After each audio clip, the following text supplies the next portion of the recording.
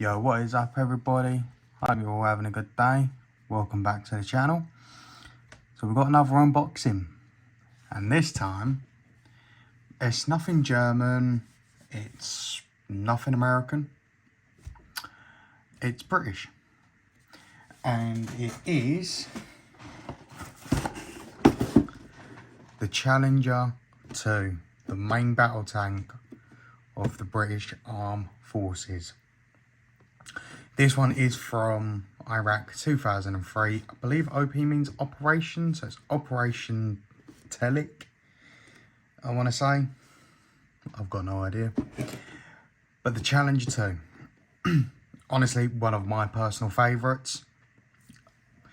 Other than sort of like the German stuff that I've built, Challenger 2, probably my most favourite modern tank. Honestly, some of the stories I've heard about one of these, I don't know if it's true or not, but I've heard that one of these took 70 RPG shells, rockets, which is nuts, and only one has been destroyed, and that was because it got shot by another Challenger 2. Obviously, I've got no idea. I could be completely wrong and reading false information, but I kind of hope it's true. But anyway, so yeah, so we have the lovely Challenger 2 unboxing. I'll bring you guys up a little bit, move that out of the way, just so you can see that box art a little bit better. Try and dulce this light down for you.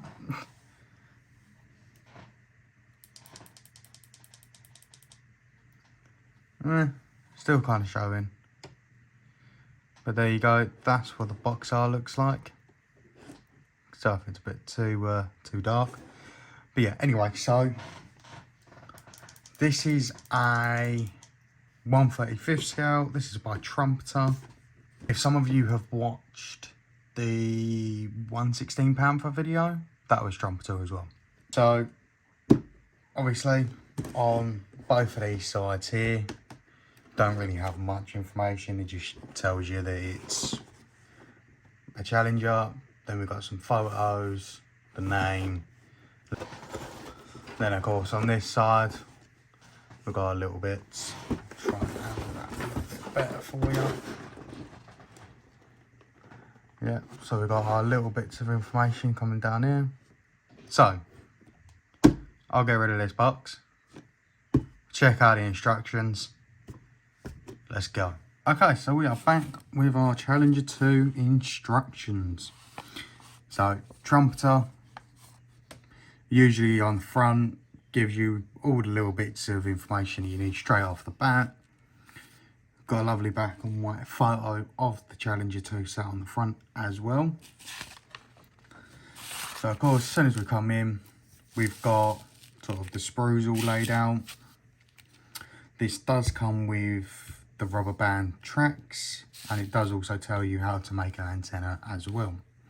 So there is a little bit of scratch building that needs to be done with this tank, but with the tracks it does tell you how to do it. You do have to heat something up and squish down the pins.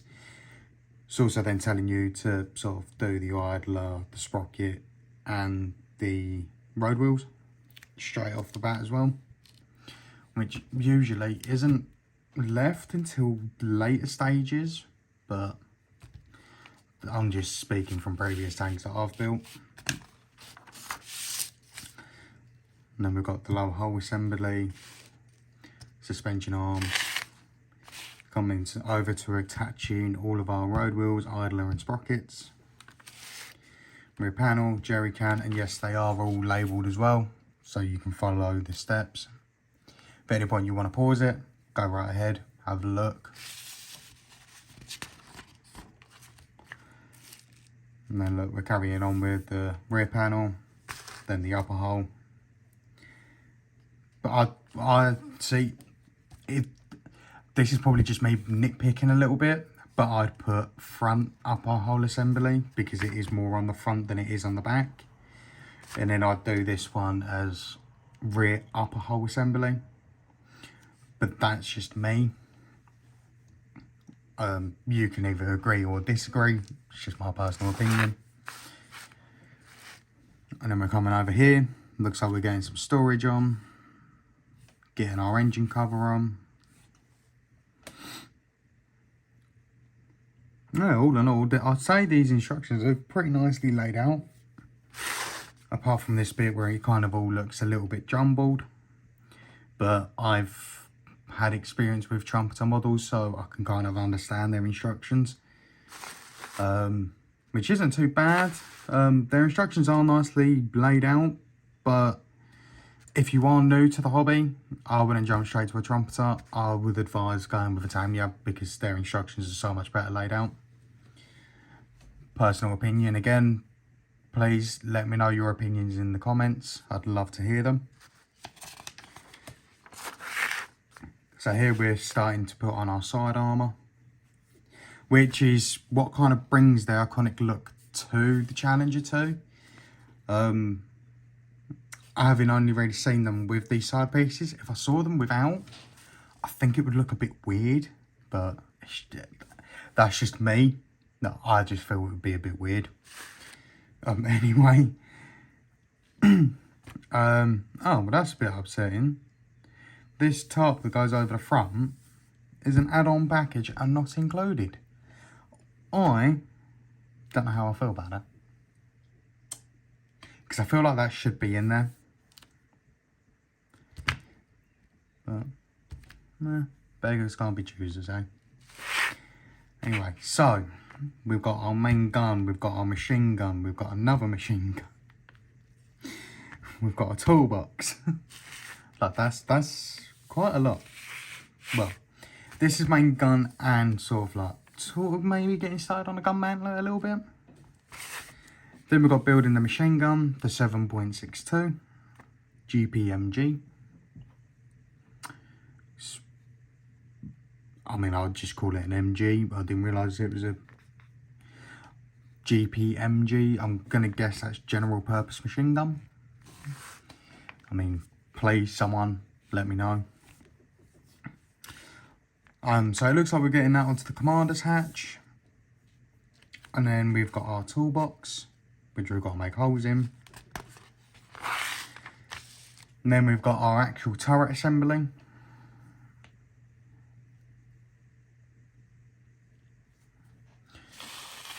And then we're coming over and continuing with that. Then we're actually attaching it onto the tank, onto the hull. And then we come over to our markings. Now, unfortunately, we do only have 2 markings, but they don't tell you which markings come from what group. So all I can get from this one is it's sand yellow. Well, it's 80% sand yellow, 20% white. Then you got white over here. Then you got matte black, flat black for the tracks. White on the back. Burnt iron. Yeah, it doesn't give me any information of what group this tank belongs to. Same with this one here. Doesn't tell me what group the tank belongs to. A little bit upsetting, but I would have liked to have seen that, because all it's literally got is painting and marking guide. That's it. No information of what regiment these tanks belong to. And then we've got 2 empty pages and an empty back page. So I'd say probably the instructions are laid out nicely, but that's about as far as I would go. I like how they've labelled it at 1 and how they've kept the labelling all the way through. Some of it is a little bit jumbled up, especially sort of like here. That looks really jumbled up, personally. Where was that other bit that I pointed out? Well, but this front bit as well. Looks really jumbled. I would have liked to have seen the regiment colours as well, but at least it does give you somewhat of a paint guide. So, with the instructions out of the way, we can now start on more of the contents that are in the box. So I thought we'd start off with the upper and lower hull. So straight off the bat, I can already see that there's got some really nice texture along here. Don't know how well the camera is going to pick that up, but it's some really nice texture set on that upper hull, which is really nice to see. On the inside, we've got our injection pin marks, which is sort of to be expected. But to be honest, I won't be doing anything with these because it's on the inside of the tank. They're not going to be seen. Same with the lower hull. Got our injection pin marks inside.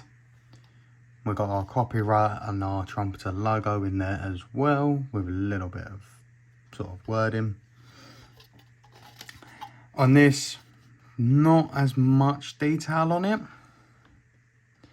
Sort of just like a flat surface, but this will all be hidden by the sides anyway. On the bottom, again, not really much detail, no texturing or anything like that. It's at the bottom of the tank, it's not really going to be seen, but it is going to be quite the size, sort of bigger than, well, longer than most of the models I've built. I'm just trying to figure out if I've got anything that I could sort of scale it next to. But it doesn't look like, actually. I have something I can scale it to. Here, I have a Tiger 1. I mean, look at that for a size difference. This is going from Germany World War II to modern day UK. It's quite the size difference. Both 1/35 scale. It's quite the difference. I mean, should we see it with a Tiger 2? Yeah, let's see it with a Tiger 2. So a Tiger 2 by no means was a small tank.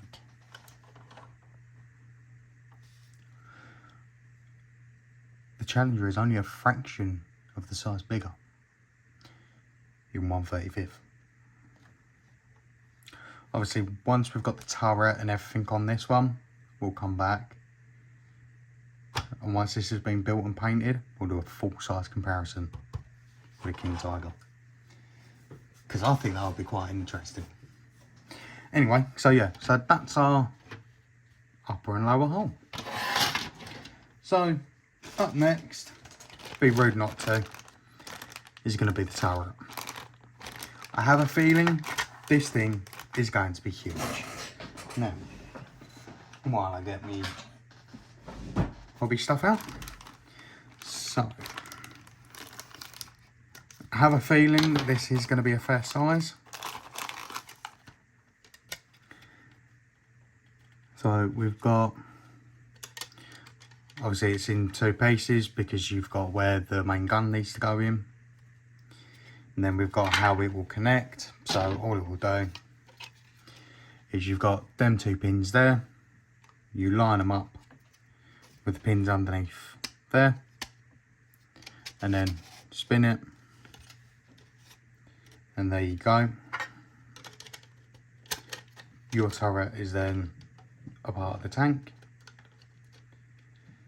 So that kind of gives you an idea of how much the turret actually takes up of the tank. It is quite the size, and of course on this, on the bottom of the turret, there's not really going to be much detail because it's not going to be seen. Where all the detail does matter is on this piece. Now, I can already see that it is nicely moulded. We even have, I think that might be serial number. We have the identification number, which actually to see on this scale is amazing. I'm really happy with that. The moulding is lovely. Again, injection pin marks inside, not anywhere on the outside, which is fantastic. Let's pop them back in the bag.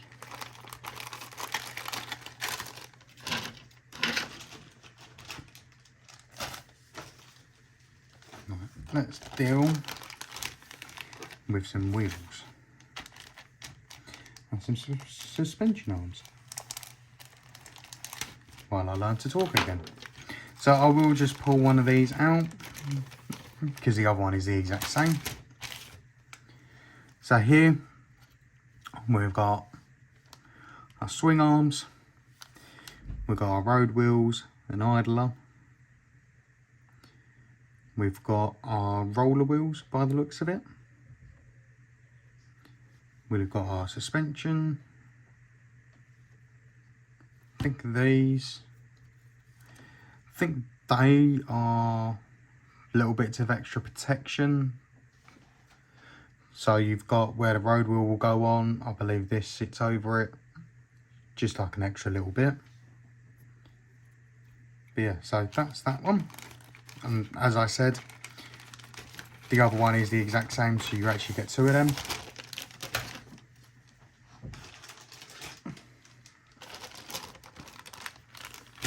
Oh, here it looks like we've got the start of our sides.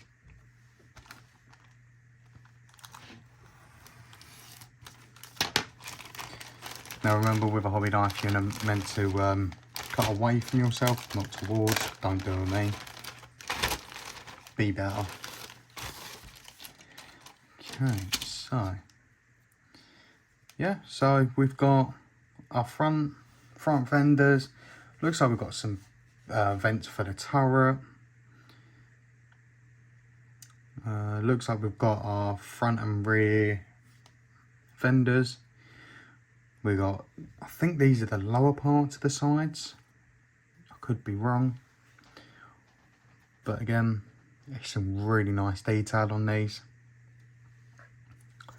Really can't argue with that. Oh, excuse me. And again, these are our sides. Really nice detail. Even on a PC you're not going to see. It's really lovely. That's some lovely detail on there.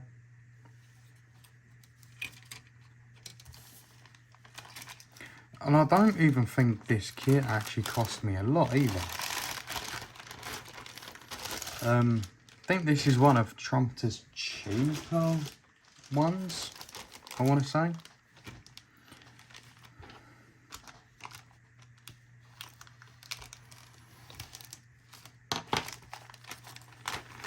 So here,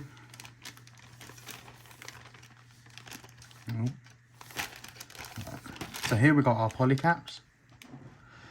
So this means we'll have full working wheels, which is always a bonus. You sort of get a similar thing with the Tamiya's. Here we've got barrels, jerry cans, we've got RMG, we're starting to see our cupola. I'm not sure what they are. They're a part of it. It's the best I could tell you. It looks like we've got some hatches, some barrels, maybe. Not sure what that bit is. Obviously all of this will become sort of noticeable once building has started on it. Chuck that in there. And we're coming up to the last of the sprues.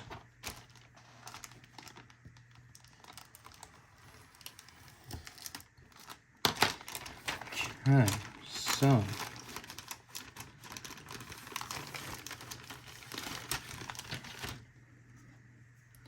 we're starting to see our smoke dispensers.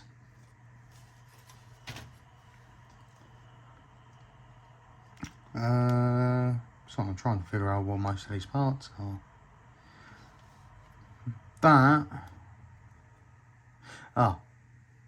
We're starting to see our gun mount, for definite.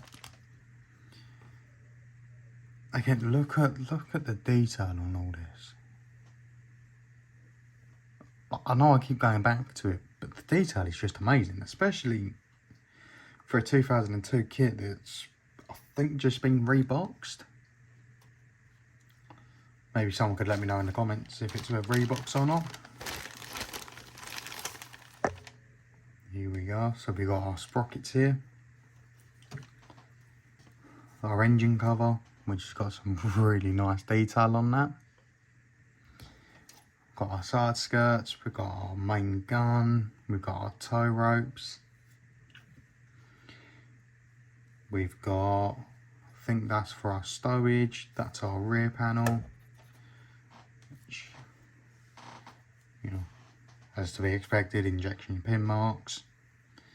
It's completely understandable.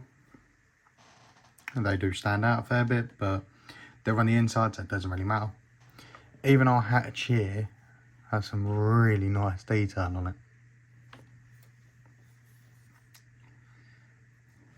So, definitely can turn around and say this kit has some really nice detail. So, that's definitely a bonus.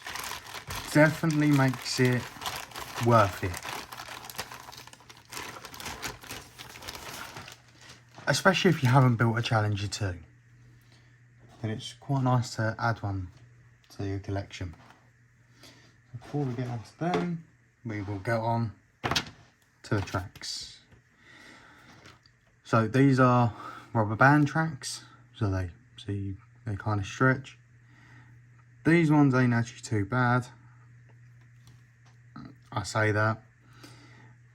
Everyone has their personal preference, but I don't mind them. Probably will switch them out, but I'm not sure. I don't know if I'm going to keep this one as sort of like a straight out of the box build or not. But anyway, so you just kind of put the tracks like that, then get your heated tool, these little pins here on them two, and then these two, you just sort of melt them together, and then they just sort of stay together. Obviously I'm not going to do that now because it would be absolutely pointless. And you do that on both. Haven't actually tried, no, I have weathered a set of these before. I weathered them on a Panzer IV. They're not bad, but a lot of people will just tell you to sort of go and change them. And actually, what I've just noticed is they've done two sets on that, when there's only one set of things for it. How interesting. They've done that on that one. Yeah, they have. I guess it's just an adjustment thing. I guess. I don't know.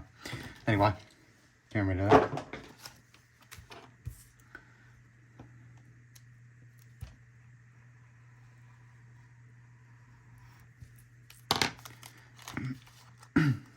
So, we have our own little bit of string. So I suspect we might be able to make our own tow ropes, which will be an interesting little detail. Now, I will just undo one side of this.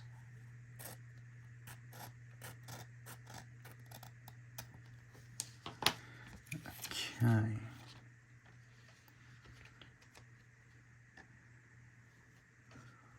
So that is our decal sheet. Really nice decals. So, in conclusion to this model, would I advise going to get one? Yeah, I probably would. However, be wary of the instructions. there is a lot. There are a few pages where there is so much jammed together.